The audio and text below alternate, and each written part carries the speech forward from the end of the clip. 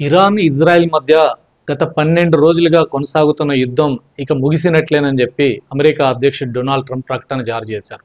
వారిద్దరి మధ్యలో కాల్పుల విరమణ ఒప్పందం జరిగిందని, ఇక కాల్పులు ఆగిపోతాయి, యుద్ధం ఆగిపోతుందని చెప్పి ప్రకటన చేశాడు.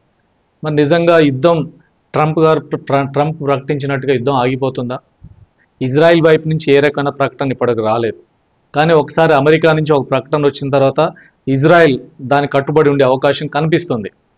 రెండో వైపు ఇరాన్ వైపు నుంచి మేము ఈ యుద్ధాన్ని మేము కోరుకోలేదు, యుద్ధం మొదలుపెట్టింది ఇజ్రాయెల్, వాళ్ళు మా మీద దాడులు మొదలుపెట్టారు, కాబట్టి వాళ్ళు దాడులు ఆపేస్తే ఆటోమేటిక్గా మా వైపు నుంచి కూడా ఆగిపోతుంది అని చెప్పి ఇరాన్ వైపు నుంచి ప్రకటన వచ్చింది. మరి నిజంగా ఈరోజు అమెరికా అధ్యక్షుడు చేసిన ప్రకటన మేరకు కాల్పుల విరమణ జరిగి యుద్ధం ఆగిపోతే ప్రపంచం మొత్తం కూడా దాన్ని కోరుకుంటుంది. ఆ రకం ఒక శాంతి ఏర్పడాలని కోరుకుంటుంది, యుద్ధం ఆగిపోవాలని కోరుకుంటున్నాం. ఇప్పటికే చాలా పెద్ద ఆందోళన ప్రపంచంలో ఇప్పుడు జరుగుతున్న యుద్ధాలకు తోడు ఇప్పుడు అదనంగా ఈ యుద్ధం మొదలైతే ఇది ఒక తీవ్ర స్థాయికి వెళ్తుందనే ఆందోళన కనిపిస్తుంది.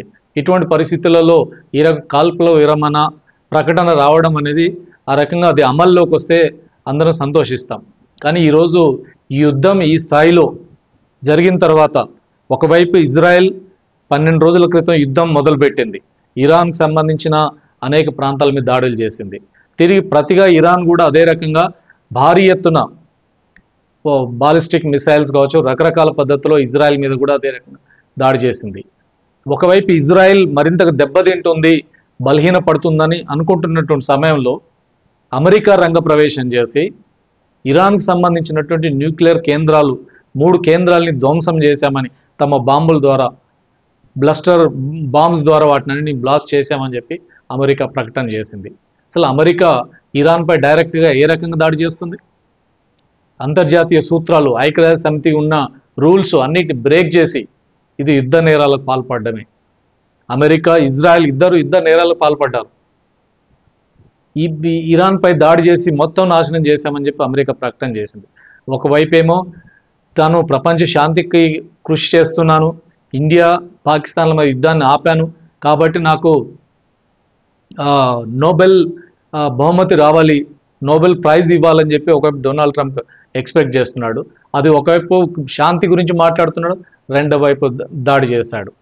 ఈ రకంగా ఒక సార్వభౌమ దేశం మీద ఇంత బరి తెగించి దాడి చేయడాన్ని ఏ రకంగా సమర్థిస్తాం?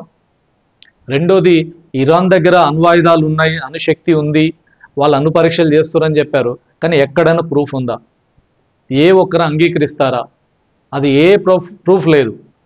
అణుశక్తి కలిగి ఉండే రైట్ ఎవరికైనా ఉంది, అణుశక్తిని రకరకాల వాటి కోసం వాడుకుంటారు. కాబట్టి అణుబాంబులు కలిగిన ఇజ్రాయెల్ వాళ్ళ అణుబాంబులు అని చెప్పి మాట్లాడడం విడ్డూరంగా ఉంది. అమెరికా దగ్గర అణ్వాయుధాలు వేల సంఖ్యలో అణ్వాయుధాలు ఉన్నాయి, ఇజ్రాయెల్ దగ్గర ఉన్నాయి, వీళ్ళ దగ్గర ఉంటే పర్లేదు, కానీ ఇరాన్ మాత్రం తయారు చేసే రైట్ కూడా ఉండడానికి వీల్లేదంటున్నారు.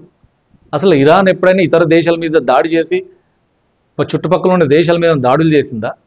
అసలు దాడులు చేస్తుంది ఎవరు? ఇజ్రాయెల్. ఇజ్రాయెల్ చుట్టుపక్కల అన్ని దేశాల మీద దాడి చేసింది. మరి ఇజ్రాయెలే ఒక ప్రమాదకరమైనటువంటి దేశంగా ఇజ్రాయెల్ ఉంటే ఇజ్రాయెల్ని కట్టడి చేయకుండా ఇరాన్ ఏ రకంగా ఈ దాడులకు పాల్పడిన ఇరాన్ని ఒక శత్రు దేశం కింద, ఒక ప్రమాదకర దేశం కింద ఎట్లా పరిగణిస్తుంది అమెరికా? అమెరికా తన మధ్యప్రాచ్య దేశాల్లో తన కంట్రోల్, తన పెత్తనం నిలబెట్టుకోవడానికి ఎలా ప్రయత్నం చేస్తుంది. ఆ ప్రాంతంలో అనేకమైన అమెరికా సైనిక కేంద్రాలు ఏర్పాటు చేసుకుంది.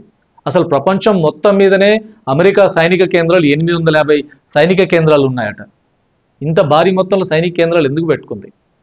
ఇప్పుడు ఇరాన్ మీద దాడి చేసిన తర్వాత ఇరాన్ తన ప్రతిఘటన తెలియజేసింది. అమెరికాకు సంబంధించిన సైనిక కేంద్రాలు, అటు ఖతార్లో ఉన్న కేంద్రాల మీద, ఇరాక్లో ఉన్న కేంద్రాల మీద దాడి చేసింది. మరిన్నిటి మీద దాడి చేస్తుందనే ఆందోళన అమెరికాలో కలిగి ఉండొచ్చు.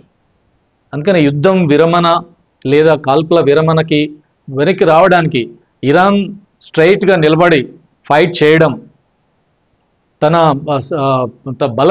బలహీనంగా మారిపోకుండా నిలబడి ఇజ్రాయెల్ మీద, అమెరికా మీద గట్టిగా పోరాడి నిలదొక్కుంది. అందుకనే ఈ ఇజ్రాయెల్ తప్పనిసరి పరిస్థితుల్లో ఈ యుద్ధాన్ని విరమణ చేసుకోవాల్సిన పరిస్థితికి నెట్టబడుతుంది అనేది కనిపిస్తుంది. ఏమైనా యుద్ధం ఆగిపోతే పూర్తి వివరాలు బయటకు వస్తుంది. యుద్ధం ఆగిపోవడం సంతోషం.